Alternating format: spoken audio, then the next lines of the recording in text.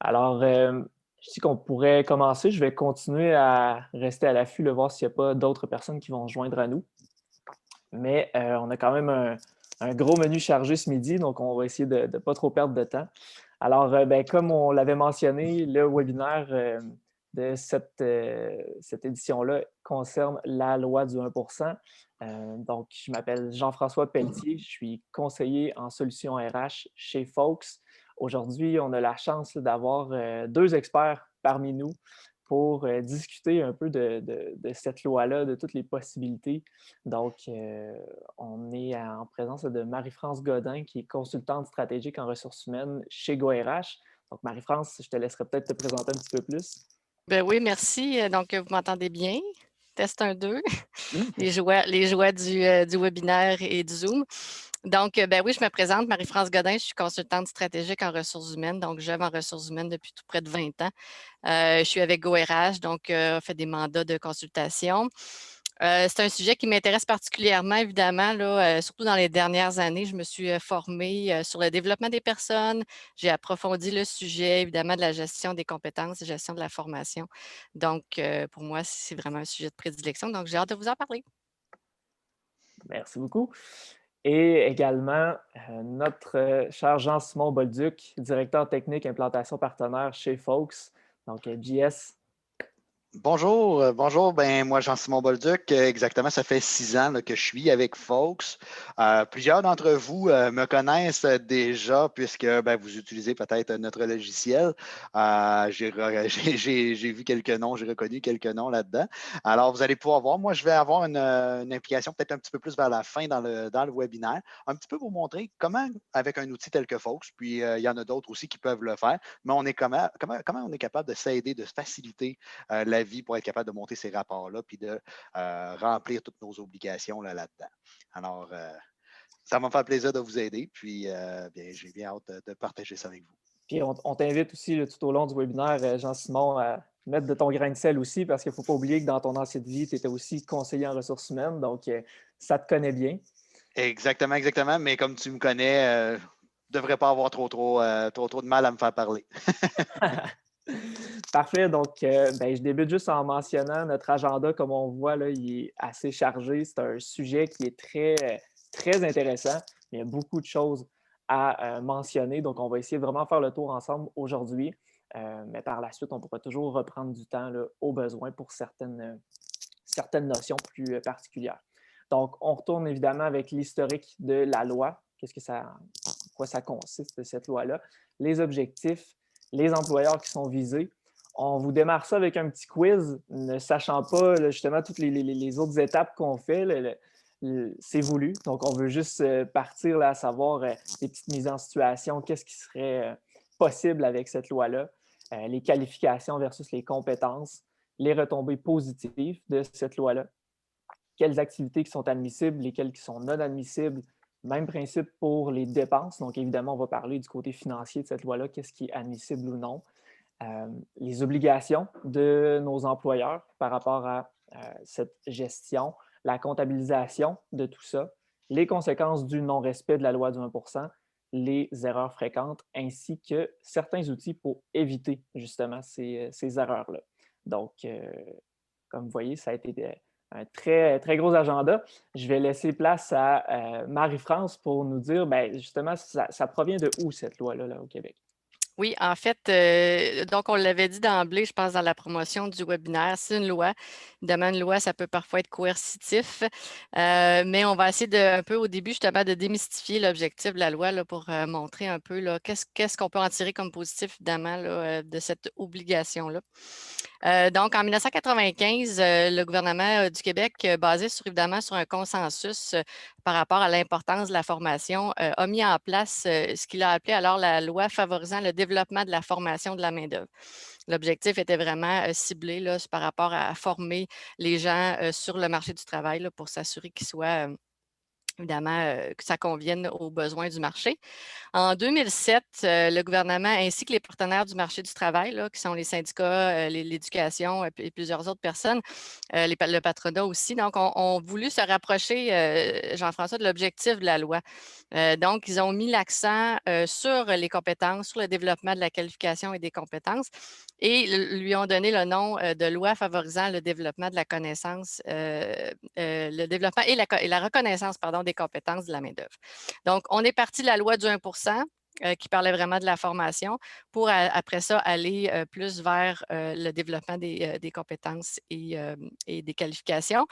En 2015, on a rajouté des petits éléments, là, mais c'était juste pour élargir aussi les possibilités là, du fonds d'investissement par rapport à des initiatives de formation. Donc, le nom fait de moins en moins peur. Là. Ça, c'est ce qui est le fun aussi. Là. Bien, aujourd'hui, on l'appelle principalement loi sur les compétences. Donc, c'est la loi du 1 c'est parce que tout le monde l'appelle comme ça, parce que c'est comme un historique, mais on l'appelle plus loi des compétences. Parfait. Et puis, ben, derrière cet historique-là, ben, c'était quoi les objectifs d'implanter une loi comme ça au Québec? Bien, essentiellement, comme je le disais un peu d'entrée de jeu, l'objectif, c'est vraiment d'améliorer la qualification et les compétences. Donc, soit évidemment par l'investissement de la formation, là, au départ en 95, par des actions concertées aussi des partenaires. Donc, les partenaires du marché du travail, la commission des partenaires est très impliquée dans tout ça. Bon, le fonds évidemment, qui permet aussi là, de financer le développement des modes de formation, puis aussi la reconnaissance des compétences des travailleuses et travailleurs. Ça, on va moins y toucher, mais c'est un autre volet là, où est-ce que quelqu'un qui exerce un métier sans avoir la qualification là, peut éventuellement faire des demandes puis se faire reconnaître son expérience là, dans ces éléments-là. Donc, l'objectif, Jean-François, c'est vraiment de favoriser l'emploi, l'adaptation, l'insertion, puis la mobilité de la main-d'œuvre. Donc, c'est vraiment une loi à caractère social.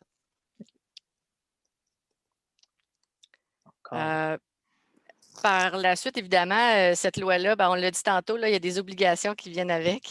Donc, l'obligation principale étant de devoir, en fait, investir 1 de la masse salariale pour les gens qui répondent aux critères, qu'on va le voir plus loin.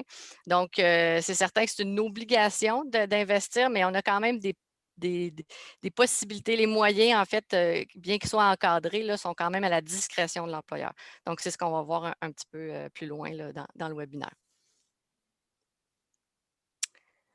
Donc, évidemment, on parlait justement cette fameuse obligation, donc qui est un montant qui est fixé par règlement. Donc, en 2016, on a fixé le montant à 2 millions de masse salariale, ce qui équivaut à 20 000 donc, d'investissement en formation. Donc, ça, c'est fait par le règlement donc, qui détermine ces éléments-là. Donc, ça, c'est vraiment la base pour tout le monde. 1 de 2 millions, donc minimalement, dès qu'on atteint ça, c'est 20 000 en formation annuelle. Exactement, exactement. Maintenant, oui, c'est Ben, en fait, c'est ça, j'allais dire, exact. Tout est visé, mais tu m'as devancé. Oui, en fait, toutes les organisations en fait, au Québec sont visées. Donc, les entreprises à but lucratif, les organismes à but non lucratif, là, évidemment, on peut s'attendre à ce qu'il y en ait moins parce qu'un organisme à but non lucratif qui a une masse salariale de 2 millions, ça doit être plutôt rare, malgré qu'il peut y en avoir là, des grands organismes là, qui font ça. L'administration publique, donc, n'est pas exclue. Les municipalités, la santé, les établissements de santé et d'éducation sont aussi inclus. Donc, il n'y a aucune exception en tant qu'employeur. Il y en a une exception. En fait, Il y en a toujours une. oui, il y en a toujours une, c'est ça. Évidemment, la fonction publique fédérale, même si elle est implantée ici au Québec, n'est pas admissible. Elle n'est pas, c'est-à-dire n'est pas ciblée par cette loi-là. Par contre, les entreprises qu'on appelle de compétences fédérales, eux vont être donc visés par cette loi-là. Donc, ce qui veut dire une entreprise qui travaillerait, par exemple, dans le transport aérien, je ne vais pas nommer de nom, mais il y a des petites compagnies d'aviation, les services portuaires, radiodiffusion, télédiffusion, les banques. On a plusieurs banques ici qui siègent, dont leur siège social est au Québec. Par contre, exemple, Post Canada n'est pas visé par ça, malgré le fait qu'il soit sur notre territoire. serait rendu à notre petite section quiz. Donc, Marie-France, si tu me permets, je pourrais peut-être poser les questions à tous. On vous invite à répondre dans le chat. On espère, on a peut-être même mis une petite animation là, pour mettre ça cute. Là. Fait Tu peux la lire. Je la lis, parfait. Une fois par semaine, l'entreprise Casco invite tous ses employés à visionner des capsules parlant de moyens stratégiques pour éviter les accidents ou parler des derniers moyens technologiques de protection individuelle. Donc, est-ce que dans ce cas-ci, ce seraient des formations qui seraient admissibles ou non admissibles à la loi? On vous donne 7 secondes.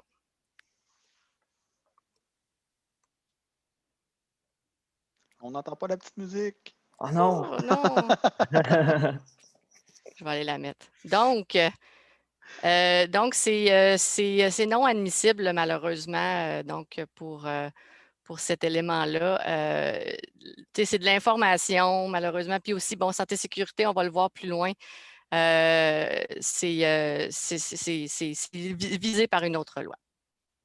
On va faire l'autre. Là, on va attendre la musique pour l'autre. Beaucoup de bonnes réponses dans le chat. Dans le chat. Bon, super. C'est bien. Ça commence bien. Voilà. Donc, un employé des ressources humaines de l'entreprise sur le ring est invité à suivre une formation sur la gestion des conflits donnée par l'Ordre des conseillers en ressources humaines agréés d'une durée de 8 heures qui se donnera en ligne. Donc, est-ce que c'est admissible ou non admissible? Ah!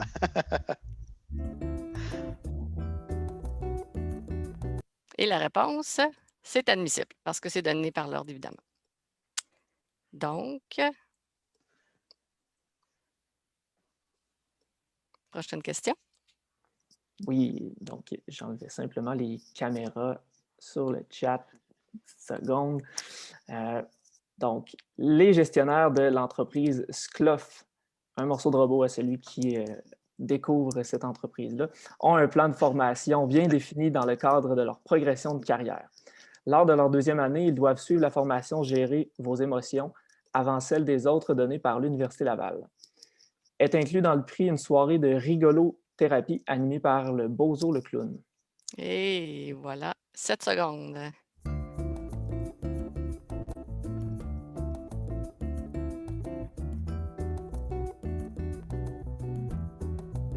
J'aime ça, c'est divisé dans ce coup-là. J'aime ça. Et c'est non admissible.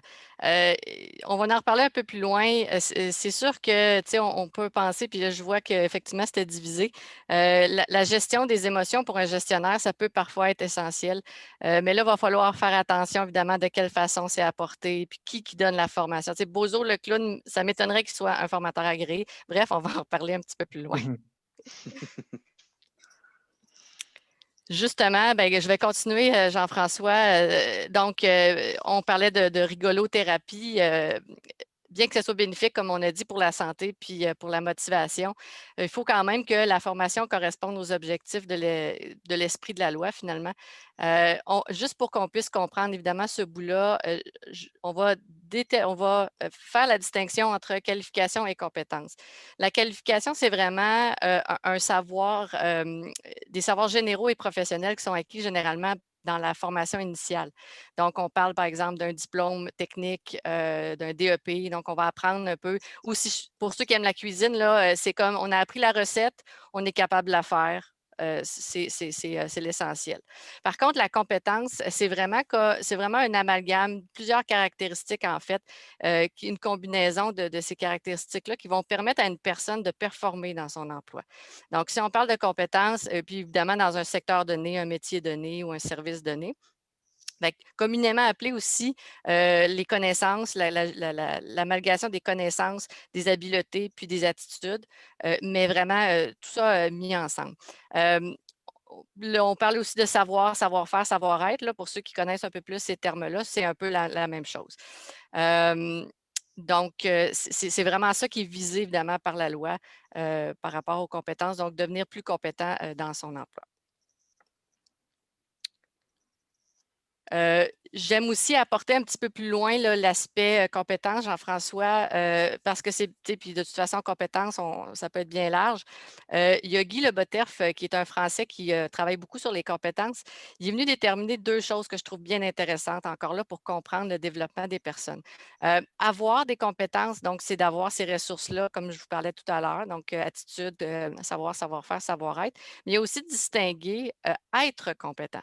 Donc, on parle d'être compétent, donc c'est d'effectuer son travail en étant capable de mobiliser de façon combinée les ressources. Tantôt, on parlait de recettes. Bien, si j'agis comme, si je suis compétent, si jamais il me manque de farine régulière, je vais pouvoir trouver une solution de me mettre une farine sans gluten ou mettre de l'avoine. Ou je vais être capable de trouver une situation. Une alternative. Exactement, une alternative à une situation qui n'avait pas nécessairement été prévue. Donc, c'est ça que les compétences viennent donner, entre autres, aux travailleurs, donc aux entreprises. C'est bien parce que ce que ça montre ici, c'est que les compétences, ben, c'est des savoirs. Donc, moi, je le sais, j'ai plusieurs techniques que je suis capable d'utiliser, mais être compétent, c'est de pouvoir prendre la bonne technique au bon moment, prendre les bonnes techniques, de les mettre Exact. ensemble et d'être capable d'avancer. C'est vraiment très bien. Puis, la petite balance qu'on a là-dedans, ben, c'est qu'on en a des fois qui sont super compétents, ben, plutôt qui ont beaucoup de compétences, mais qui ne sont pas capables de les utiliser. Donc, cette balance-là qui est bien représentée ici permet vraiment de voir ben, l'objectif de la loi, c'est pas juste de donner des compétences, c'est vraiment de donner les outils pour être capable de les utiliser efficacement. C'est super le fun. Exact. Puis bon, on pourrait en parler longtemps, évidemment, Jean-Simon, parce que c'est mon sujet de prédilection, mais si les gens sont intéressés, on fera un autre webinaire sur la chose. Donc, au-delà, évidemment, de la loi, Jean-François, je pense que, je l'ai dit tantôt, là, il y a toujours du positif. Hein? Même si on est obligé à faire quelque chose, il y a souvent du positif. Dans ce cas-ci, évidemment, c'est de saisir l'opportunité pour le bien-être des employés. J'imagine qu'on est quand même tous en ressources humaines, donc on sait, on a entendu parler que bon, les ingrédients généralement pour le bien-être des employés, on parle d'autonomie, des relations interpersonnelles, la reconnaissance, l'épanouissement au travail. Mais tout ça, évidemment, se fait avec, entre autres, le sentiment de compétence. Donc, le bien-être des employés part du fait qu'ils sont compétents. Et après ça, ça amène évidemment une réputation positive de l'employeur. Donc, C'est ça que je suis content qu'on puisse démystifier aujourd'hui parce que, tu sais, on a commencé en parlant de la loi, la loi, la loi, mais il y a vraiment un beau cadeau qui se cache derrière cette loi-là, puis il faut le saisir, comme tu dis. exactement. Puis, tu sais, des employés compétents, c'est des employés un qui vont, entre autres, être capables de faire leur travail, puis capables comme on a dit tantôt, de gérer les situations qui n'étaient pas prévues. C'est des employés qui vont avoir confiance en eux. Donc, Jean-Simon, j'ai aimé ce que tu as dit tantôt. On peut avoir confiance, trop confiance, et là, on peut avoir un problème, mais on peut aussi avoir plein de compétences puis qui ne sont pas utilisées. Donc, et ça peut aussi démoraliser des employés. Alors, donc, quand on fait une mesure, une analyse des compétences de nos employés, on est capable rapidement d'aller identifier si on a un nouveau projet ou si on a des éléments d'identifier les compétences. En plus de ça, si je comprends bien, c'est que je développe mes gens parce que, bon, oui, je suis obligé, mais je les développe, je reçois de la performance, mais en plus de ça, je suis capable d'être un meilleur employeur, de faire du marketing RH, de faire de la rétention de mes employés. Donc, oui, c'est coercitif, oui, ça demande beaucoup de choses, mais définitivement, une fois qu'on est bien structuré, c'est beaucoup de travail au début, mais vous allez voir, cette loi-là, oui, il y a un gros impact en arrière, autant pour nous que pour les employés. C'est bénéfique pour tout le monde au bout du compte. Exactement. Puis, tu sais, dans le fond, j'ai un peu devancé ma propre diapositive. Donc, les joies du direct. Donc, on disait pour les employés, évidemment, la confiance en leurs actions et un bien-être au travail. Pour les organisations, c'est d'être plus compétitif, des employés donc plus productifs et plus polyvalents. Et aussi, ben, si tout le monde peut participer en s'échangeant les compétences, en s'échangeant les dossiers, bien, les relations interpersonnelles vont aussi être encore plus valorisées. Puis le pire là-dedans, c'est que là, je vais faire du live, du pur live improvisation, parce qu'on s'en est aucunement parlé, Marie-France, mais tu aurais même pu rajouter une troisième catégorie ici que je viens de penser qui aurait été pour la société en tant que telle, pour le Québec, puisque je sais que tu vas le mentionner plus loin, mais on va parler de la transférabilité des compétences, puis du fait que parce qu'on développe les employés, ben, si l'employé décide de bouger, ben, il est plus compétent, il est plus capable d'en faire. Donc, on aurait même pu rajouter une dimension sociétale au bénéfice de cette loi-là. Exact. En fait, moi, c'est comme ça que je l'apprends, la loi. Au fond, tu sais, j'ai pas, puis tu sais, je suis pas membre du gouvernement, puis j'ai pas je veux dire, on me paye pas pour faire ce genre de webinaire-là. Le gouvernement n'est pas du tout au courant. Mais en fait, puis parce que j'étudie en sciences de l'orientation, j'ai aussi cet aspect-là qu'on voit beaucoup que tous les individus veulent se développer. Puis aujourd'hui, les carrières de haut en bas, ça ne sera plus ça. Donc, on va soit se développer de façon non seulement pas hiérarchique, on va se développer en faisant des nouveaux métiers parfois ou en acquérant des nouvelles compétences. Même moi, actuellement, je fais des webinaires, bon, je fais des présentations, j'utilise des logiciels comme Doodly, donc je fais des montages vidéo, donc ma compétence se modifie. Puis la compétence aussi avec le temps se modifie, en fait, le besoin de la compétence avec l'organisation ou avec les autres organisations. Donc, tout ça, évidemment, est une question de société. Plus on va bonifier la qualification et les compétences de nos employés tous ensemble, bien, plus la société va en bénéficier. Là. Effectivement. Donc, Marie-France, on serait rendu à savoir quels moyens, quelles activités sont admissibles dans ces formations-là.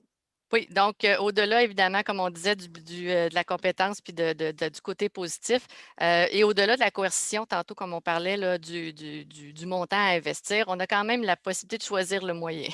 Il y a des moyens qui sont plus clairs que d'autres. Les plus clairs, commençons par les plus clairs, c'est-à-dire entre autres les établissements d'enseignement reconnus, donc tous ceux qui sont reconnus par le MELS, les enseignements d'enseignement privé aussi, là, mais en fonction de certaines conditions qu'il faut aller voir dans la loi.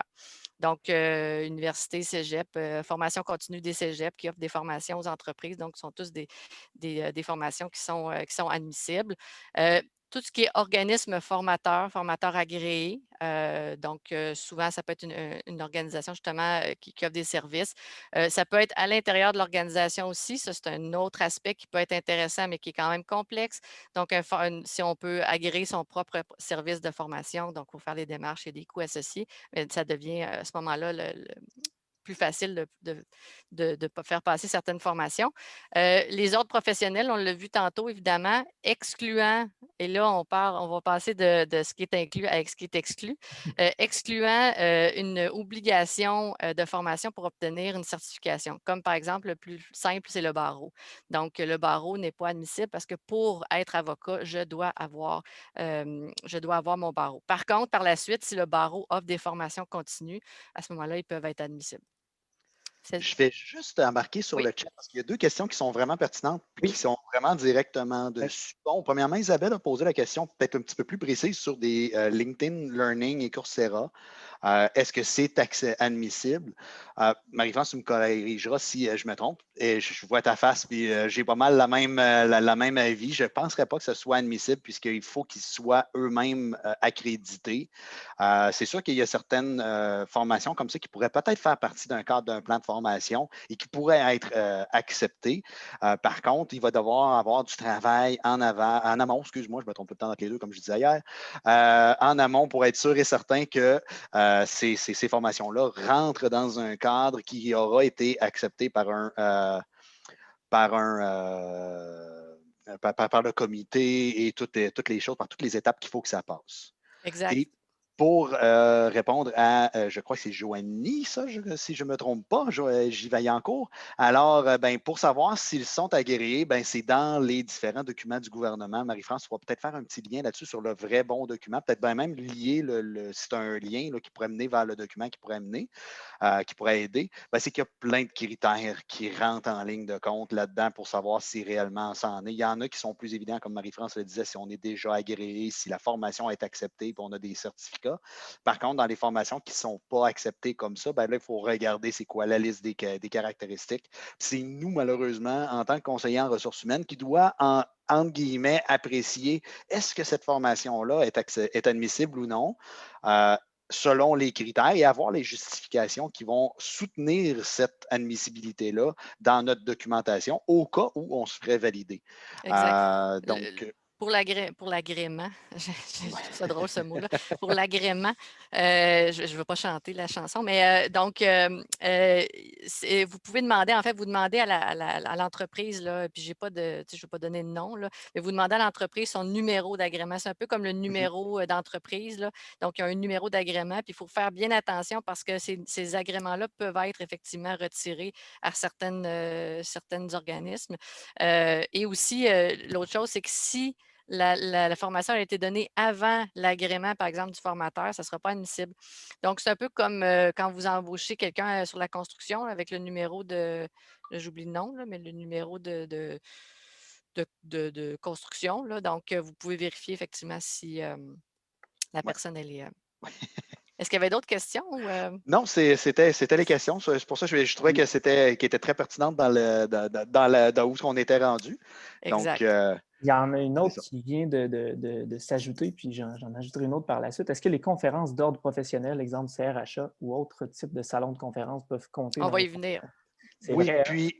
puis on va y venir, mais vous allez le savoir au bout du compte. Il l'annonce d'habitude dans les ordres Souvent. professionnels, les choses C'est comme vrai. ça. Exact. Puis moi, ce que ça m'amène à dire aussi, c'est que là, on voit, OK, dans les établissements reconnus, des organismes agréés, des ordres professionnels, mais je prends un exemple, je suis Jean-François, je suis en technologie RH, puis je demande à mon employeur de recevoir une formation en nutrition de l'Université Laval. Bien, c'est un organisme reconnu. Est-ce Mhm. qu'à ce moment-là, c'est quelque chose qui peut fonctionner? Donc, la question qu'il va falloir se poser, Jean-François, c'est est-ce que cette formation-là va te donner des compétences ou des qualifications pour faire ton travail? Si oui, ça peut être admissible. On parlait aussi, par exemple, là, l'Université Laval donne des ateliers de peinture, de toutes sortes de choses. Là. Donc, malheureusement, c'est pas, c'est ça, ou de philosophie. On peut aller prendre un cours de philosophie à l'université. Malgré que de plus en plus, la philosophie, l'anthropologie, moi, je vous invite à vous intéresser parce que ça répond à plusieurs questions dans le cadre de nos interactions. Mais sinon, ça ne serait pas admissible à ce moment-là. Il faut vraiment que ça vienne respecter l'esprit de la loi.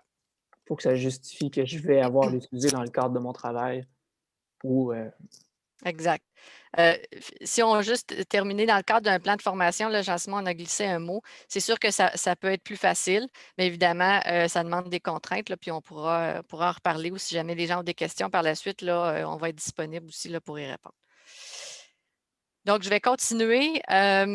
D'autres moyens qui sont, eux, un peu moins courants, je ne dirais pas moins clairs, là, mais moins courants. Bon, entre autres, il y a l'accueil des stagiaires ou d'enseignants stagiaires. Mais attention, il faut que ce stage-là soit compris dans un programme d'études. Donc, ce n'est pas l'emploi d'été que vous embauchez un étudiant durant l'été. Non, non, non. C'est vraiment, il faut que ce soit un stage qui est confirmé par l'établissement scolaire. Il y a les mutuelles de formation aussi. Bon, certains décident parce que bon, ça peut coûter un certain montant d'argent, évidemment, là, c'est pas donné. Donc, certains peuvent décider de dire, ben moi, je vais prendre mon montant d'argent que je dois dire, par exemple, mon 20 000 je vais l'investir dans une mutuelle de formation qui va me donner toutes sortes de services, entre autres de la formation, de la préparation, des évaluations. En tout cas, il y a toutes sortes de services qui peuvent être donnés. Donc, ça peut être une façon de faire. Il y a aussi les ententes patronales syndicales. Si vous avez une entreprise syndiquée, puis que vous vous entendez avec le syndicat pour faire un plan de formation, c'est souvent dans les conventions collectives. Moi, je l'ai vu dans le passé. Donc, ça peut aussi être fait comme ça. Il y a le programme d'équité salariale qui a été inclus, évidemment, dans la loi, mais on parle vraiment des programmes de formation, en fait, qui sont requises pour un membre d'un comité. Donc, souvent, par exemple, si vous avez un comité qui est employeur-employé, bien, les employés ont peut-être moins de connaissances. Donc, on leur demande de suivre une formation. Il faut vraiment que ça soit exigé dans le cadre de ce comité-là. Et sinon, bien, il y a toujours le report des montants. Donc, si vous avez investi plus que votre 1 bien, à chaque année, vous pouvez reporter le montant qui reste parce que vous n'êtes pas obligé de tout, vous pouvez, dans le fond, le garder pour l'année suivante. Fait en gros, ce sont les activités qui sont admissibles. S'il n'y avait pas d'autres questions, je voyais le chat qui se fait. Non, J'ai c'est bon. répondu, c'est moi, je réponds en même temps. C'est super. OK, tu réponds individuellement, parfait. Oui, ben c'est ça, je suis allé répondre directement puisque c'était des choses qui étaient plus faciles à répondre comme ça. Super. Parfait. Donc c'est ça qu'on le disait. Donc, il faut faire attention, évidemment, là, à ce qui est admissible. On ne peut pas, tu sais, là, on a dit les cours de macramé ne sont pas acceptés. Donc, malgré le fait que ça peut embellir votre décor, pour ceux qui se sont mis au macramé, avant, je ne connaissais pas ce que c'était, mais c'est les trucs qui tiennent les plantes là, en coton. Donc, malgré tout, c'est pas accepté. Donc, on revient toujours au fait qu'il faut que ça puisse permettre d'exercer son emploi ou un éventuel emploi dans le futur. Donc, quand on parlait tantôt au début de développement de compétences, de plan de carrière, de flexibilité, ben, ça peut faire partie aussi là, d'un programme, par exemple, de leadership pour des futurs gestionnaires ou un programme de développement justement de programmeurs qui vont prendre du galon avec les compétences qu'ils vont acquérir. Donc, ça peut être pour le futur aussi. Ça va Donc, pour ça? un bon outil à conserver dans le plan de relève aussi. Oui, exactement. Plan de relève, plan de carrière, plan de formation, c'est tous des éléments, puis en fait, tu sais, qui peuvent en fait tous se combiner, qui vont couvrir beaucoup, tu sais, très large les besoins là, en termes de développement des employés. Vous avez posé la question, là, on rentre dans les activités qui sont non admissibles avec un mais, évidemment, parce que c'est des zones grises. Donc, sont admissibles les colloques, congrès, séminaires, on l'a dit tantôt. Mais il faut absolument que, ça respecte l'esprit de la loi. Je vais essayer on va se répéter, mais c'est ça. Il faut aussi que la dépense de formation et les autres dépenses soient séparées sur la facture. C'est très important.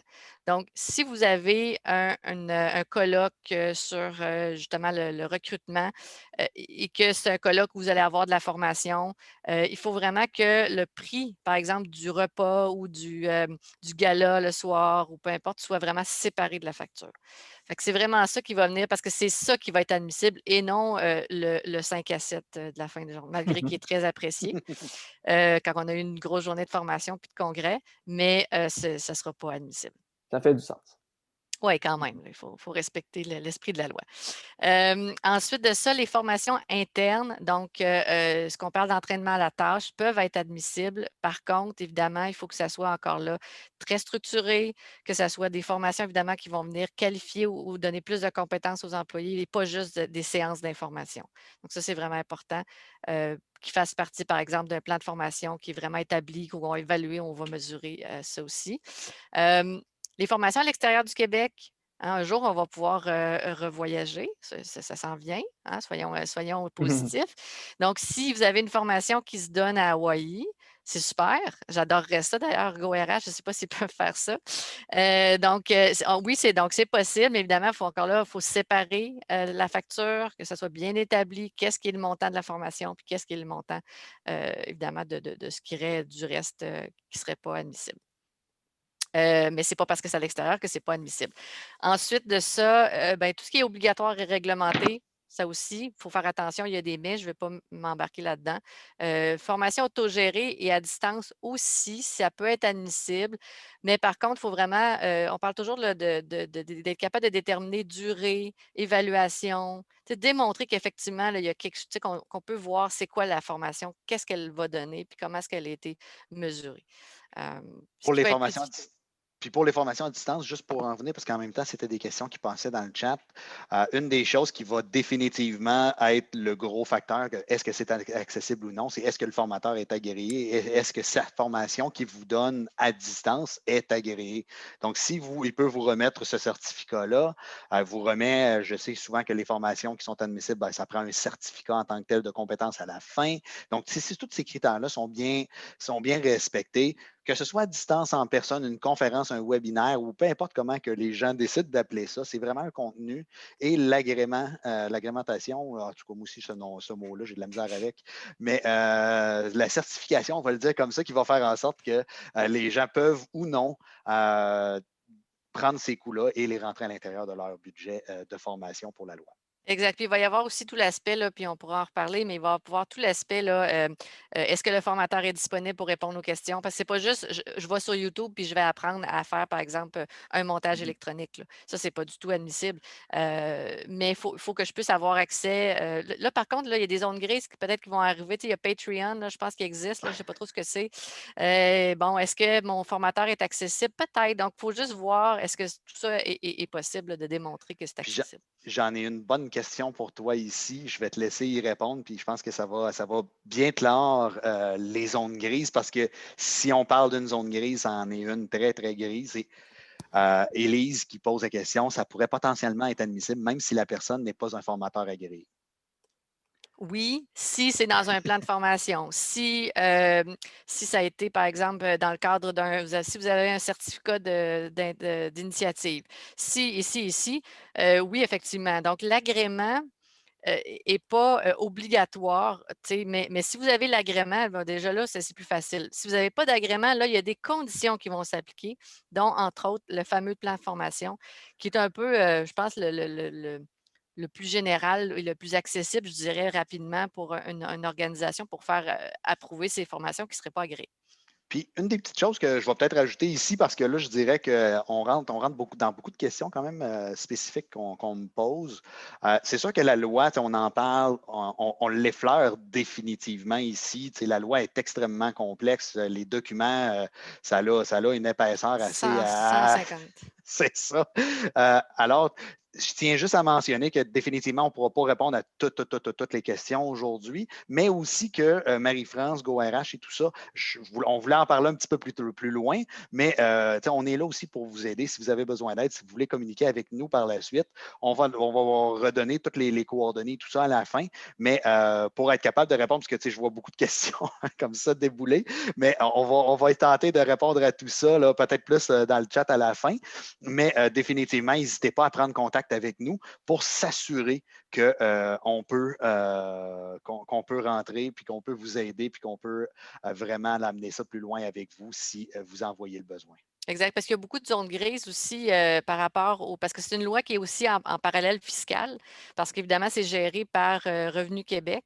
Et je ne sais pas si vous connaissez toutes les lois fiscales, mais c'est quand même assez complexe. Donc, parfois, tu sais, la loi, bon, a des zones, effectivement. Puis il y a des tribunaux aussi là, qui viennent trancher. Donc, ça explique un peu aussi les difficultés. Puis peut-être aussi, on ne l'a pas dit au début, là, mais je vais faire tirer 30 minutes à la fin. À la fin, je vais faire tirer un 30 minutes là, de consultation pour ceux qui auraient envie de discuter un peu plus longtemps dans les prochaines semaines. Donc, ça Exact. pourra faire partie de ça. Excusez-moi, il y a juste Gabriel qui a posé vraiment une question qui est super pertinente et qui va répondre à beaucoup de personnes. Est-ce qu'une partie de une partie de nos employés sont CCQ, donc on verse un montant à chaque paye au fonds de CCQ? Est-ce que ça répond à mon exigence de 1 moi, j'aurais tendance à dire oui, Marie-France, parce que de mémoire, la CCQ gère la formation pour les employeurs, mais je te laisserai peut-être répondre, mais je suis pas mal certain que c'est oui. En fait, oui, là, par contre, la mécanique derrière tout ça, évidemment, je ne la connais pas par cœur parce que c'est vraiment spécifique au monde de la construction, mais les gens de la construction ont effectivement un article dans la loi. Je pourrais le Oui. trouver peut-être à la fin. Là, il y a un article qui s'applique là, pour la construction. Donc, effectivement, là, pour le niveau de la construction, vous avez. C'est un peu comme une mutuelle de formation, Ouais. finalement, c'est un peu le même principe. Là. Exact, exact. C'est bien ce que je pensais. Je te C'est laisse bon. continuer, excuse-moi, je t'ai interrompu. C'est bon. Là, on s'en allait dans le fond vers les activités qui étaient vraiment non admissibles. J'en ai un petit peu parlé tantôt, évidemment, par l'entremise des zones grises, là.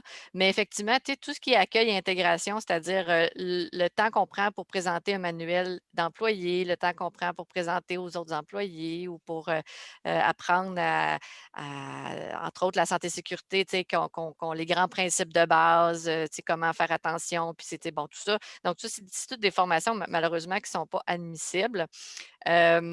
Par contre, évidemment, j'ai fait le parallèle tantôt. aussi l'implantation de système, pour faire attention entre implantation puis formation.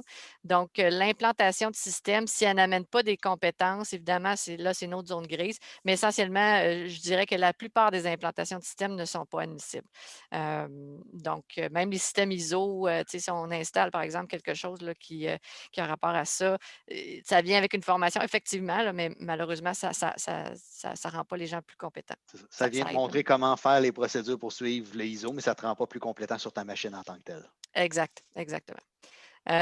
Donc, évidemment, on en a parlé tantôt, là, ce qui serait développement personnel, bien, ça ne fait pas partie pleine conscience ou motivation, mais comme je disais, si par contre, c'est dans un plan de formation de leadership et que c'est vraiment bien défini puis qu'il y a des mesures, bon, ça pourra être admissible. Donc, voilà. Après coup, il y a les activités, il y a les dépenses. Donc, ils viennent avec ça. Donc, une fois qu'on a déterminé que notre activité est admissible, il faut savoir quelles dépenses de ces activités-là vont pouvoir être comptabilisées. En gros, évidemment, les coûts de la formation, les salaires admissibles, le salaire des employés. Donc, ça peut être, par exemple, le salaire de l'employé, le salaire de son remplaçant. Aussi et autres cotisations afférentes, là, quand on parle, par exemple, des cotisations à l'assurance emploi et tout ça, le RRQ, RQAP, donc on peut inclure ça là-dedans. Les frais engagés pour l'activité. Là, il faut évidemment faire attention, toujours en lien avec l'employé formé, toujours en lien avec la formation. Donc, c'est certain qu'entre autres, là, faire appel à des consultants, parfois, ça peut être, mais parfois, ça ne l'est pas. C'est vraiment comme, il faut vraiment déterminer. C'est là que l'analyse de votre formation va être importante. Mais règle générale, disons que les frais engagés sont admissibles. On peut parler, par exemple, là, de frais pour développement d'équipements pédagogiques ou location d'un local ou peu importe. C'est tous des frais qui peuvent être admissibles en autant que ça soit vraiment relié à la formation. Ça va?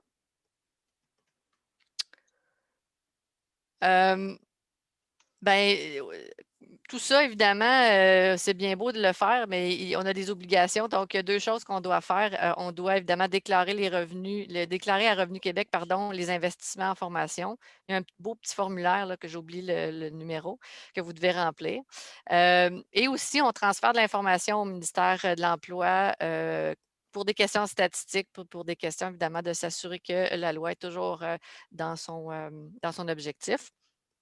Et l'autre chose aussi, c'est que si vous n'investissez pas, si vous êtes admissible, si vous êtes admissible à la loi, c'est-à-dire si vous êtes visé par la loi, que vous n'investissez pas le montant total, vous devez compenser en envoyant le montant qui va être déposé dans le fonds d'investissement dont on parlait tout à l'heure. Donc, vaut mieux investir, mais bon, en même temps, si vous n'avez pas investi, bien, vous allez donner ce montant-là. Je pense que ça répond bien à la question qu'on avait eue de Véronica là, dans le chat. Donc, si on dépense moins, c'est ça qui arrive. Exact, exact. Mais quelque part, ce fonds-là, je pense qu'il a dû être utilisé pour plusieurs choses, entre autres dans la pandémie. Donc, quelque part, on récupère. Ce n'est pas donné comme ça à n'importe qui. Là. Donc, il y a quand même un retour sur l'investissement. Tant qu'à investir de l'argent, Oui. ben, investissons sur nos employés. Moi, c'est ce que je vous recommande. Exactement ce que je pense aussi. Exact. Le temps file, je vais continuer. Donc, on parlait justement de dépenses, mais il faut les prouver, ces dépenses, maintenant qu'on les a fait. Donc, il y a des pièces qui sont justificatives, je me suis pas assez pratiquée, qui sont obligatoires, d'autres qui le sont recommandées. Donc, évidemment, les obligatoires, on parle de tout ce qui est en lien avec le salaire. Donc, vous allez devoir de toute façon transférer l'information à Revenu Québec. Les plans de formation, donc la preuve de consultation du comité. En lien aussi avec la formation, les attestations de formation. Donc, il faut que vous soyez en mesure de prouver par une attestation que vos employés ont suivi cette formation-là. Ce n'est pas juste sur la bonne foi du conseiller en ressources humaines qui vont vous croire. Donc, ça prend une attestation. Sinon, les pièces justificatives qu'on dit recommandées. Bon, nous, on s'est concertés, hein, les trois animateurs, puis on s'est dit, nous, on va vous dire obligatoire à la limite, là, recommandé, mais fortement recommandé. Parce que c'est une question évidemment de démontrer la pertinence et le déroulement de l'activité qui a eu lieu. Donc, facture, reçu, plan de formation, ça va vous aider si jamais il y a des situations ambiguës, parce qu'on l'a vu tantôt. J'ai-tu parlé de zone grise, moi, tantôt?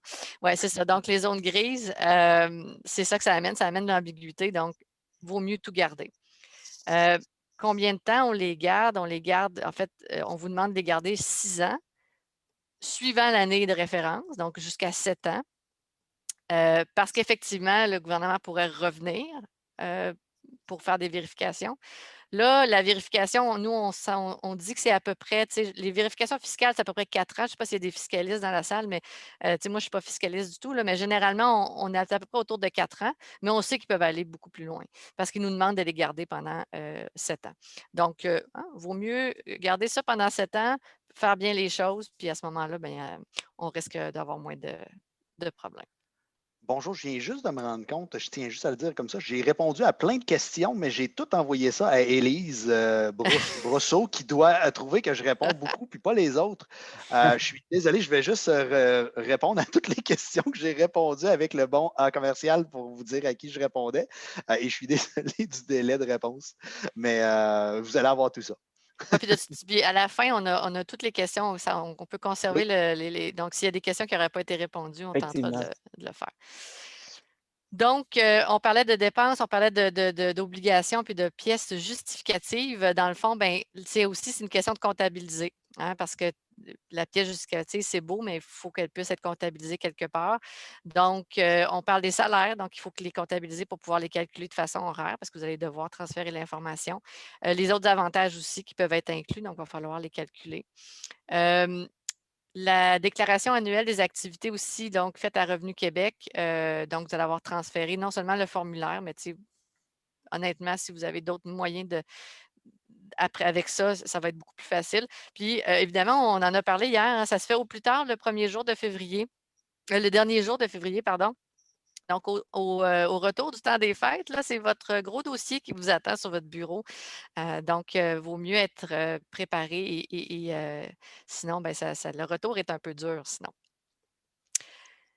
On en a parlé tantôt, je me suis devancée, donc la possibilité évidemment d'être vérifié comme toute autre information que vous transmettez à Revenu Québec, c'est ça.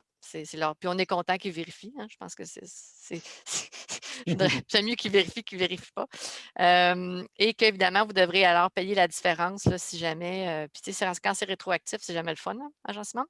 Oui, exactement. Moi, j'ai déjà vu des cas quand même assez élevés. Puis ce qui est important, puis tantôt, je peux faire un petit lien avec ce que Marie-France parlait par rapport aux pièces obligatoires et non obligatoires. Bien, si après 4 ans, il faut prouver que vous avez payé 10 000 pour une formation, bien, c'est là que les pièces recommandées deviennent pas mal obligatoires parce que comment prouver qu'on a dépensé 10 000 si on n'a pas la facture, ça devient un petit peu plus difficile. Donc, c'est définitivement quelque chose qui, même si c'est recommandé, c'est pour ça que finalement, on vous dit que c'est fortement recommandé ou presque obligatoire au bout du compte. Exact. Vaut mieux, tu sais. Plus prudent que pas assez. Donc, aussi, les erreurs fréquentes qu'on fait, évidemment, parfois on omet des dépenses qui étaient admissibles. On en a parlé tantôt, donc d'où l'importance de bien analyser au départ. Des dépenses comptabilisées, mais non admissibles. Ça, c'est eux qui vont faire mal tantôt parce qu'effectivement, on va devoir rembourser. Et évidemment, un registre de compilation qui est inadéquat. Moi, j'en ai vu beaucoup, j'en ai vécu. Donc, c'est sur le bureau d'un tel, de madame un tel, de monsieur une telle. Donc, sur un fichier Excel, dans différents fichiers, sur différents plats, c'est perdu parce que, bon, etc. Donc, c'est ça. Il faut vraiment trouver une façon de comptabiliser ça de façon uniforme. Parce que quand on est pressé, c'est quand on cherche, ça devient compliqué. Donc, faire un wrap-up de ce qu'on a dit depuis le début, donc pour vous faciliter la tâche, évidemment, on a le plan de formation. On peut vous aider effectivement là-dessus.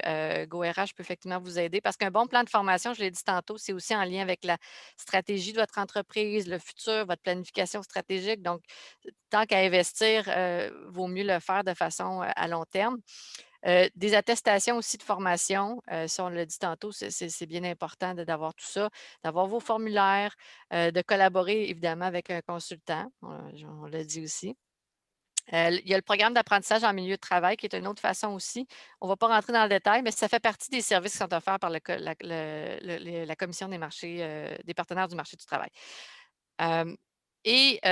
Moi, je terminerai en vous disant un processus rigoureux et structuré. Et Jean-Simon, lui, vous dirait. Ça va prendre un petit logiciel RH pour vous aider. Donc, définitivement, comme tu as dit, moi, le processus structuré rigoureux, il est en gras là, on en parle, mais je pense que c'est le point le plus important parce que moi, en tant que consultant, quand je suis allé dans des entreprises dans lesquelles j'ai travaillé avec ça, des fois, on arrive, il y a un super beau dossier, il est super bien monté, mais finalement, la rigueur a été perdue. Puis là, on a justement des formations non admissibles qui se retrouvent là-dedans. Après ça, il manque certains documents, il manque des certificats. Puis si on n'est pas, on ne tient pas ça vraiment là, très, très, très serré pour s'assurer, si on est le malchanceux qui se fait vérifier, bien, c'est là qu'après ça, là, on essaie de prouver les actions qu'on a faites. Et là, il pourrait y avoir des actions qu'on a réellement faites qui seraient refusées carrément et qu'on devrait repayer par-dessus, même si on a déjà payé. Donc, définitivement, ce processus rigoureux et structuré est très important. Puis oui, un outil comme Folks, j'allais dire à l'IRH, qu'un outil comme Folks va définitivement aider les gens à pouvoir garder cette structure-là, puis à pouvoir s'assurer que tout est là à l'intérieur de ça. Donc, si tu veux, je peux prendre peut-être le partage pour vous montrer rapidement qu'est-ce que le genre de choses qu'on va être capable de faire avec ça, puis juste s'assurer finalement qu'on va avoir toutes les informations nécessaires dans notre dossier. Donc ici, vous voyez bien mon écran maintenant? Oui. Donc, bon, là, on est à l'intérieur de Folks. Les quelques-uns à l'intérieur de vous qui connaissez déjà Folks ou qui l'utilisez déjà, vous allez retrouver même probablement le démo qu'on vous a déjà fait. Donc, ici, c'est vraiment un système dans lequel j'ai évidemment des données dummies, qu'on pourrait dire des fausses données, mais ça va me permettre de vous présenter quand même que ce soit dans notre logiciel RH ou dans un autre logiciel RH, comment ça pourrait être fait et qu'est-ce qu'on est capable, comment on est capable d'améliorer nos processus avec tout ça. Donc, évidemment, dans Folks, on va toucher à la formation, on va toucher au renouvellement. Je n'irai pas dans ces choses-là. Il y a beaucoup de choses à l'intérieur de notre logiciel qu'on peut toucher qui vont venir être en complément de cette loi-là. Mais je vais rester focusé sur le volet vraiment tenue de dossier et comment on va pouvoir faire nos différends par rapport par la suite. Premièrement, si je fais ça style réaliste, il faut que je recule à l'année dernière pour faire mon rapport. Donc, tout simplement, je m'en vais chercher les bonnes dates pour avoir les informations sur mes employés dans lesquels je dois inclure dans le rapport. Et à ce moment-là, mon Internet est un peu lent. Puis ça me fait penser, en fait, cette action-là, Jean-Simon, quand on parlait de si jamais Revenu Québec nous cogne à notre porte puis nous demande d'aller chercher l'historique des dernières années, ça devient encore plus facile, c'est rapide d'aller chercher l'information avec un processus structuré et un logiciel RH. Exactement. Puis là, juste pour faire par exprès, OK, bon, mon Internet a décidé de bouger. Alors, comme on peut voir, là, j'ai eu mon rapport, on voit les dates. Donc, il y a plein de choses là-dedans qu'on va pouvoir voir. On va voir autant les employés actifs que les employés inactifs. Donc, évidemment, un employé qui travaillait pour nous l'année dernière, mais qui ne travaille plus pour nous, doit être comptabilisé dans les dépenses qu'on a fait, puisque la loi vise la transférabilité de ces compétences-là. Donc, s'il a changé d'emploi, c'est tout à fait normal et ça suit l'objectif de la loi aussi. Donc, ce qu'on peut voir, c'est qu'on va être capable de comptabiliser chacune des formations. C'est quoi les titres, les catégories, quand est-ce que ça s'est passé exactement, le nombre d'heures, le formateur, un formateur interne, un formateur externe avec le nom de la compagnie de cette personne-là, les coûts de formateur bien séparés en termes d'employés pour être capable d'avoir un total complet. Là, je ne sais pas si vous le voyez, là, moi j'ai comme un petit, mon affaire Zoom en bas. Là. Attends, je vais remonter ça là. Tiens. On voit les montants totaux, oui. OK, vous les voyez, c'est bon, moi je ne les voyais pas. Donc, on voit les montants totaux dans chacune des catégories qui nous permettent de pouvoir remplir très facilement ce rapport-là. Puis bien évidemment, une des informations qui est le plus importante là-dedans, c'est l'appréciation que vous en faites de cette formation-là. Donc, selon votre analyse, est-ce que cette formation-là fait partie des formations qu'on doit comptabiliser à l'intérieur de ce rapport-là ou non? Et à la fin, bien, on va avoir les pièces jointes, donc toutes les pièces justificatives, moi aussi j'ai de la misère, pour, justement valider, confirmer, prouver qu'on a fait réellement ces dépenses-là. Bien, on va pouvoir les retrouver dans les pièces jointes de chacune de ces formations-là très facilement. Par exemple, je viens pour faire mon rapport à la fin de l'année, bien, moi, je vais aller dire à mon système, bien, moi, je veux avoir seulement les formations qui sont dans la colonne admissibilité inscrites comme étant admissibles. À ce moment-là, bien, je retrouve seulement ces formations-là, seulement les bons montants. Et encore là, j'ai toujours mes totaux dans le bas qui sont présentés, que ce soit pour le total d'heures, que ce soit pour les coûts totaux ou pour les coûts qu'on doit ventiler à l'intérieur de nos différents rapports. Et à ce moment-là, bien, on a tout ce qu'on a de besoin. Si advenant le cas, on doit faire quelques petites opérations supplémentaires pour certains autres résultats, bon, on a toujours aussi la fonction exporter qui nous permet de travailler dans un Excel. Si advenant le cas, on doit aller un petit peu plus loin ou sortir certaines informations supplémentaires par rapport à tout ça. Alors, le tout est vraiment fait super facilement. L'entrée de données est très facilitée là, par rapport à, disons, un certificat de chariot élévateur, par exemple, dans lequel on voit tous nos employés, on voit aussi les employés qui sont inactifs avec des étoiles. Donc, même si je veux rentrer des formations rétroactivement, ça se fait très facilement. Alors, c'est juste pour vous montrer comment ça peut, avec une petite structure supplémentaire, venir nous aider, puis des fois, nous aider à diriger aussi les gens qui vont nous aider en tant que dans les ressources humaines, que ce soit des adjointes administratives, des gens dans des différents chantiers, par exemple, qui ne sont pas nécessairement en RH. Bien, à ce moment-là, bien, être capable d'avoir le plus d'informations, de les diriger à partir d'un formulaire qui est strict et qui est bien monté et qui va vous permettre de vous assurer d'avoir toute l'information ou au pire d'avoir l'information minimale et de la compléter par la suite, puisque évidemment, c'est très facile de pouvoir modifier une entrée déjà faite pour venir rajouter les pièces jointes, par exemple. Bien, moi, je peux rajouter les pièces jointes ici. Je peux venir rajouter la date de fin parce que je l'ai eu maintenant, etc., etc. Donc, il y a plein de choses comme ça qu'on peut faire, qu'on peut venir compléter au fur et à mesure que l'information rentre au département RH, au département de paye ou peu importe qui doit gérer cette information-là. Donc, ma partie par rapport au logiciel, pas très, très longue puisque c'est très simple. Ça concerne seulement qu'une seule page à l'intérieur de Folks. Mais évidemment, il y a plein d'autres choses qu'on est capable de faire avec ça. Puis, il y a plein d'autres choses surtout qu'on peut lier avec ces formations-là à l'intérieur du logiciel et qui peut vous apporter plus de valeur ajoutée. Évidemment, moi, je vais arrêter mon petit pitch de vente ici parce que ce n'est pas le but aujourd'hui.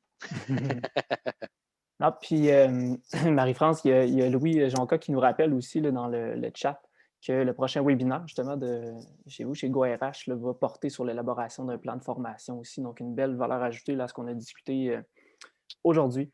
Exact. Et puis, j'avais juste quelques petites questions, puis tu en as un peu parlé, Jean-Simon. En fait, on parlait il y a des gens qui ont posé des questions sur la santé-sécurité. Effectivement, c'est un bout qui est peut-être plus ou moins clair, mais oui, effectivement, il y a des formations qui vont être admissibles en santé-sécurité. Et le secret, c'est de démontrer qu'on n'est pas capable de différencier, de séparer la compétence que ça exige ou que ça va permettre et la sécurité. Exemple, le chariot élévateur. Pour conduire un chariot élévateur, je dois, c'est comme conduire une voiture, là, je dois avoir une formation parce que c'est obligatoire. Mais en même temps, pendant la formation, ce qu'on veut faire, c'est de me montrer comment le conduire sécuritairement, parce que c'est pour ça qu'on demande une certification. Alors là, oui, cette formation-là pourrait à ce moment-là être admissible. Évidemment, si elle n'est pas subventionnée autrement, là. Et entre autres aussi, si par exemple, dans le domaine de la construction, vous avez communément appelé un truc pour un fusil à clous, là, comme en tout cas une machine là, moi je ne connais pas ça, qui demanderait, entre autres, d'une formation pour bien la maîtriser, parce que sinon, ça peut vraiment être, un, dangereux, ou deux, tu ne feras pas ce que tu sais, ça ne donnera pas ce que tu veux. Donc, effectivement, c'est des formations qui peuvent être admissibles. Il faut faire attention parce que même dans les formations admissibles SST ou même accueil et intégration, parce que j'ai vu plusieurs questions Oui. aussi là-dessus, c'est que des fois, ces formations-là, il va y avoir une partie qui va être admissible, une partie qui ne sera pas admissible. Dans l'accueil et intégration, c'est un cas qui est très facile à expliquer puis à pouvoir visualiser. C'est que dans l'accueil et intégration, on va recevoir des formations sur, par exemple, le manuel de l'employé. Évidemment, C'est pas parce que j'apprends à travailler chez vous que je suis plus compétent. Encore là, il pourrait y avoir des formations qui sont sur des outils internes et qui seront nullement transférables à d'autres entreprises. Et ça, cette partie-là pourrait être enlevée. C'est pour ça que tout à l'heure, on a parlé aussi du plan de formation dans lequel on est capable de justement faire ça en concertation, Concertation. concertation avec le comité de formation qu'il faut mettre en place pour que le plan de formation soit accepté. Évidemment, il y a plein de choses qui sont en ligne avec ça, mais c'est là qu'on va être capable de définir à l'intérieur de l'activité qu'on essaie de rendre admissible quelle partie réellement répond à la loi, quelle partie ne répond pas à la loi. Puis à partir de là, ben, là, on va monter le plan de formation. Il va être accepté ou il va être travaillé, il va être peu importe. Puis à un certain moment donné, ben, on va savoir exactement qu'est-ce qui peut rentrer et qu'est-ce qui ne peut pas rentrer Exact. là-dedans.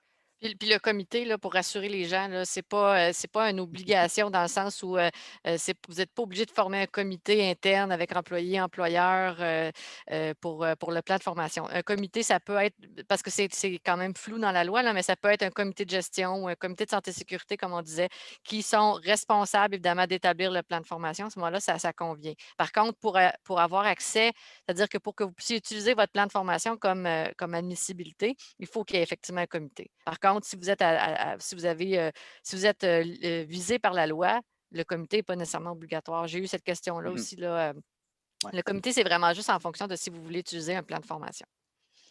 Ensuite de ça, j'ai Nema qui pose la question si les bonnets et les RSU font partie du montant total à calculer. Les RSU, bon, j'aurais peut-être besoin d'une petite explication de l'acronyme.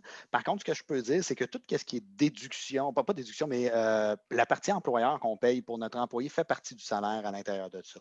Donc, nous, à l'intérieur de Fox, on a rajouté tout simplement un pourcentage qui est une moyenne que Revenu Québec accepte, tant et aussi longtemps qu'on fait quand même une moyenne qui est acceptable et raisonnable, là, évidemment, parce que sans ça, ça peut lever les soupçons puis se faire, mettons, avoir plus de chances de se faire valider. Mais évidemment, si on met un pourcentage entre peut-être 18, 22, 25 tout dépendant de ce que vous offrez à vos employés, bien ce 20, 18 %-là, peu importe, est définitivement calculé dans les coûts de salaire de l'employé, autant que dans les coûts de salaire du formateur, si c'est un formateur qui est interne. Donc, si c'est une formation avec le plan de formation, on a décidé, bon, ben, c'est Pierre qui donne la formation. Autant le salaire de Pierre que de l'employé rentre à l'intérieur de ça.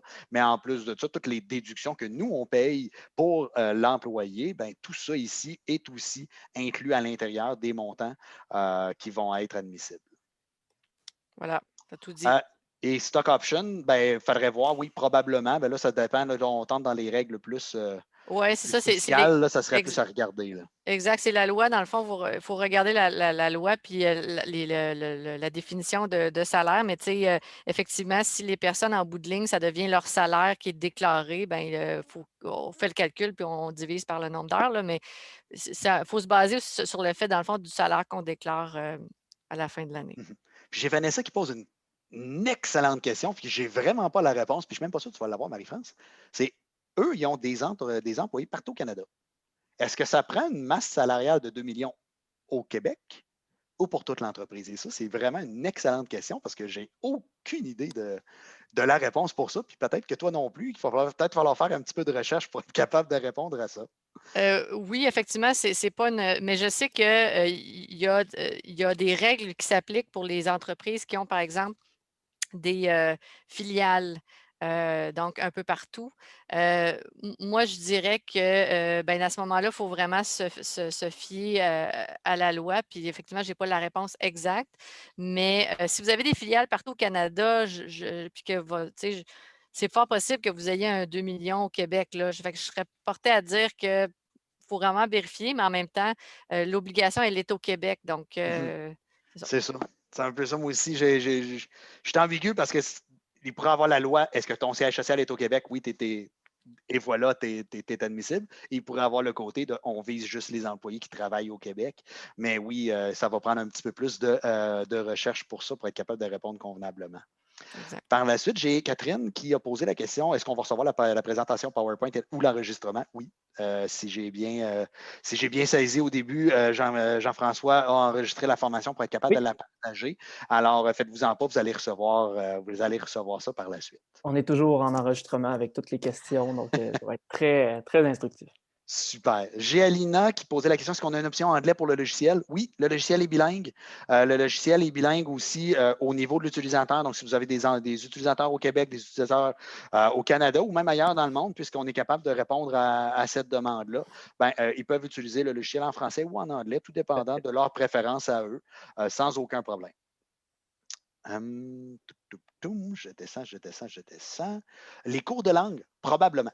Ça va dépendre de ce que vous faites dans votre emploi. Si la Exact. langue, Il c'est ça. faut que ça soit nécessaire pour l'emploi, puis que ça amène à être plus compétent, donc de pouvoir répondre à plus de personnes, effectivement. Puis il faut que ça soit faut que l'employé soit payé. Alors, faut que la personne, c'est pas sur ses heures personnelles, à ce moment-là, c'est Mhm. pas admissible. Exactement, exactement. Donc, définitivement, ça peut, mais ça peut pas. Donc, il faut faire attention quand même à ces choses-là. Mais c'est justement les zones gains qu'on parlait. Puis c'est là que cette loi-là est très difficile. Puis je vous dirais, n'hésitez pas à faire appel aux ressources gouvernementales. Validez-les peut-être plus qu'une fois. Il y a la Commission des partenaires du marché du travail qui peut vous répondre. Il y a Revenu Québec qui peut vous Ouais. répondre. Donc, à partir de là, bien, définitivement valider. Puis ça peut très facilement vous aider par rapport à ça.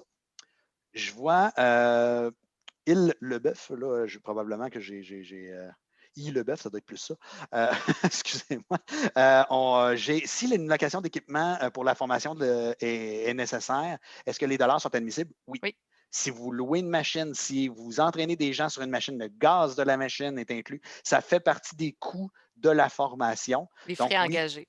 exactement. Donc, définitivement, ça peut rentrer à l'intérieur de tout ça. Puis, je vois que Louis m'a répondu, ça serait la masse salariale au Québec seulement pour les entreprises avec des employés un petit peu partout. Donc, parfait. Puis, je pense que le reste, bien, ben, j'ai une dernière question de Sylvie Hiergeau, m'excuse si j'ai magané votre nom. Marie, ça dit, est-ce que le coaching est admissible? Là, je vais te donner ça, Marie-France, parce que d'après moi, il y a encore là beaucoup de zones grises là-dedans. C'est très gris. C'est une bonne question. C'est très gris. Puis je pense qu'on avait eu cette réflexion-là, entre autres, par exemple. Moi, je peux vous aider, entre autres, pour les compétences, faire des bilans de compétences. Il y a Louis aussi, Jonca, avec nous, qui peut le faire. Si on n'est pas admissible, parce qu'effectivement, on n'est pas directement dans l'entreprise, puis bon, c'est un peu indirect. L'investissement en vaut quand même la chandelle, je dirais, parce que ça va vous permettre effectivement, entre autres, de vous dégager de stress par rapport aux admissibilités, entre autres, dans le cadre d'un plan de formation. Fait que je le verrais plus de cette façon-là. Par contre, le temps qui est pris par la personne, l'employé, pour bâtir ce plan de formation-là, ça, c'est admissible. Donc, les activités qui sont en amont, qu'on appelle du plan de formation, pas nous, là, mais par contre, l'employé, votre employé, ça peut être admissible. Donc, le temps qu'elle va passer à travailler sur le processus. Par contre, Marie-France, je ne pense pas qu'elle faisait nécessairement acte juste au coaching sur le plan de formation, mais coaching en général. Mais encore, pour le coaching en général, je pense que ça va être plus le but du coaching. Donc, est-ce que ça développe réellement des compétences? C'est toujours là qu'on revient. Exact. Cette loi-là, ça ne s'appelle pas la loi sur le développement des compétences et blablabla, que je ne me souviens plus, qui, pour orienter à la base, Exact. ça y va comme ça parce que définitivement, il faut vraiment que ça soit lié avec les compétences pour que ça puisse être accepté comme dépense. Exact. Est-ce que les coûts d'acquisition d'une plateforme en ligne de formation telle Udemy sont admissibles? Udemy, c'est une université, donc peut-être. Encore là, est-ce que l'université a été accréditée au Québec? Ça, c'est à voir. Et c'est une maudite bonne question, mais ça serait une question à poser probablement à Udemy eux-mêmes à voir parce qu'ils sont définitivement habilités, habitués à Le- travailler avec des gens ici. Donc, l- probablement qu'il y aurait votre ouais. question. Les coûts associés à l'achat d'un logiciel qui va servir à la formation peuvent être admissibles. Là, il faut évidemment départager là, ce qui est vraiment un coût réel là, en lien avec la formation ou pas. Là. Ouais. C'est là que ça. Udemy n'est pas une plateforme pas un LMS, au bout du compte, dans lequel OK. on va mettre nos formations. Udemy est carrément une université qui donne des cours. Ah, Donc, à ce OK. moment-là, c'est des cours en ligne qu'on est capable de suivre. Je suis au courant parce que j'ai des programmeurs qui en ont suivi quelques-unes de Udemy. Donc, c'est pour ça que je connais bien. Mais oui, c'est pour ça que je passerai par Udemy pour valider est-ce qu'eux, au Québec, ils ont déjà eu une attestation ou est-ce qu'ils ont déjà eu la question. Je serais très surpris qu'ils n'aient jamais eu la question. Ensuite, j'ai Aileen qui a posé, est-ce qu'une liste de présence peut remplacer les certificats / attestations? Et ça, je dirais non, parce que ça prend les deux. C'est une bonne question. Puis j'ai aussi, ça me fait penser, quelqu'un y avait posé la question dans le chat à savoir est-ce que l'attestation, est-ce qu'on doit absolument évaluer les formations? Puis ça, non, c'est pas une question d'évaluation de formation. Tu sais, c'est parce que la feuille de présence, là, comme tu dis, Jean-Simon, tu sais, à la limite, ils peuvent avoir, tu sais, la formation peut avoir été sur 2 jours, puis là, ben, s'il ne l'est pas sur les 2 jours, bon, qu'est-ce qu'on fait? Moi, je pense que je ferais simplement une attestation pour chacun, ne serait-ce qu'une lettre là, pour confirmer qu'ils ont suivi la formation. Puis de toute façon, ça va vous permettre de le garder dans le dossier de l'employé de façon séparée. Ensuite de ça, j'ai Sacha. Lorsqu'une formation est effectuée par un salarié de l'entreprise à d'autres salariés, quelle attestation doit-on établir pour prouver que l'action de formation? Par exemple, sur un produit ou technique de vente. Bon, encore là, il faut faire vraiment, vraiment attention parce qu'on parle évidemment à moins que votre employé soit agréé. Si c'est une formation interne, il faut qu'elle fasse partie d'un plan de formation. Si elle fait partie d'un plan de formation, ça veut dire qu'il y a un objectif, une durée. Donc, tout ça est établi. Fait que c'est comme gris encore. Donc, il faut vraiment faire attention à ce niveau-là. Puis, moi, si, mettons, je vais, et puis en même temps, je vais revenir un petit peu avec les certificats, un petit peu là-dedans, c'est que je vais prendre un exemple que j'ai vécu dans un ancien emploi. Nous, on donnait des formations de comptabilité à tous nos employés quand ils commençaient. On leur faisait une grosse mise à jour et tout ça. Ça avait été accessible, admissible et tout ça. Donc, on avait tout fait ce beau processus-là. Et oui, on gardait la feuille de présence, mais à la fin, on faisait un genre de petit test quand même. Puis, pour rendre ça officiel puis rendre ça le fun avec les employés, nous autres, on avait monté carrément un petit certificat avec même un petit stamp qu'on faisait qui en bouffetait. Puis les employés trouvaient ça super le fun. Ça prenait 5 minutes à faire. Ça rajoutait au plaisir, si on peut dire, d'avoir finalisé le tout. Et nous, on conservait tous les certificats comme ça, évidemment électroniques, parce que, bon, on ne gardera pas tout ça là, en carton. Et on les avait fait en carton. Vraiment, un beau diplôme. Là. On a eu du fun avec ça. Puis, comme ça, ben, ça peut vraiment là, autant améliorer l'adhésion de l'employé à la formation, autant que ben, c'est juste le fun de faire exactement la reconnaissance, Louis. Donc, vraiment, c'est super le fun. Moi, c'était de quoi que j'avais fait, puis c'est de quoi qu'en même temps, dites-vous que pour les pièces justificatives, tabarnouche que c'est pas facile. Les pièces justificatives, vous êtes mieux d'en avoir trop que de ne pas en avoir assez. Donc, exact, je suis les d'accord. feuilles de présence, les certificats, je ne prendrais pas de chance. D'un coup, qu'on tombe sur l'agent zélé là, quand il arrive chez nous, puis lui, il tombe, puis il dit moi, je le veux, le certificat, vous ne l'avez pas, crime, c'est plate pour quelques minutes comme ça. Super. Le temps file, les garçons? Oui, ben oui, le temps file, J'ai Il y aurait une dernière question. Ben, si tu veux, une Une dernière, parce question. qu'après ça, il faut. Ouais. Je pense pas que c'est vraiment une question. C'est plus Véronica qui disait qu'il y avait des logiciels de formation qui peuvent donner des bilans de formation. Donc, c'est sûr et certain qu'il y a plusieurs informations là-dedans qui pourraient rentrer. Puis elle disait qu'il pouvait arrêter de faire des attestations en ayant ces Oui, bilans-là. ben c'est ça. Définitivement, ça peut Exact. venir faire office avec les LMS, définitivement. Mais ça, encore là, il faut juste bien s'assurer que ça fait du sens, puis que surtout qu'on a trace de. Donc, si c'est un Exact. bilan qu'on perd après 2 ans, ben, c'est pas bon, on est mieux de se le sortir, de se le garder. C'est sûr qu'il peut y avoir d'autres options qu'un certificat en tant que tel. Petit Mais collant. c'est ça, c'est ça, un petit sticker, un petit arc-en-ciel, ça va bien aller. Non, non, non. Mais non, évidemment, il y a plein de petites choses qu'on peut faire, mais le but, c'est que ça réponde au but du certificat, donc d'avoir émis quelque Exact. chose à l'employé qui va prouver qu'il a reçu cette formation-là. Super. Donc, merci à tout le monde qui est encore présent. Comme on avait dit, Oui. c'était une séance qui était assez chargée. Les gens ont dû quitter, mais on a l'enregistrement qui est disponible. J'ai mis le lien dans le chat. Je vais même le remettre pour pas qu'il Oui. se perde, pour accéder finalement au petit formulaire à remplir pour obtenir une séance de consultation là, gratuite de 30 minutes avec Marie-France. Donc, on va répertorier là, ceux qui seraient intéressés, puis tirer au sort avec toutes vos coordonnées. Donc, merci beaucoup d'avoir été présent avec nous aujourd'hui. J'espère qu'on a réussi à répondre particulièrement Marie-France, Jean-Simon, merci énormément d'avoir été là. Si jamais il y avait quoi que ce soit d'autre, vous pouvez communiquer avec nous, ça va nous faire plaisir. On va pouvoir reprendre du temps ensemble. Super. Allez, Merci tout le merci. monde. Merci, puis je laisse se rouler encore un peu, le temps que les gens puissent aller sur le lien. Mais donc, la rencontre est officiellement terminée. Bon, ben, bon après-midi. Merci, Bon après-midi tout le Marie-France. monde. Salut. Au revoir.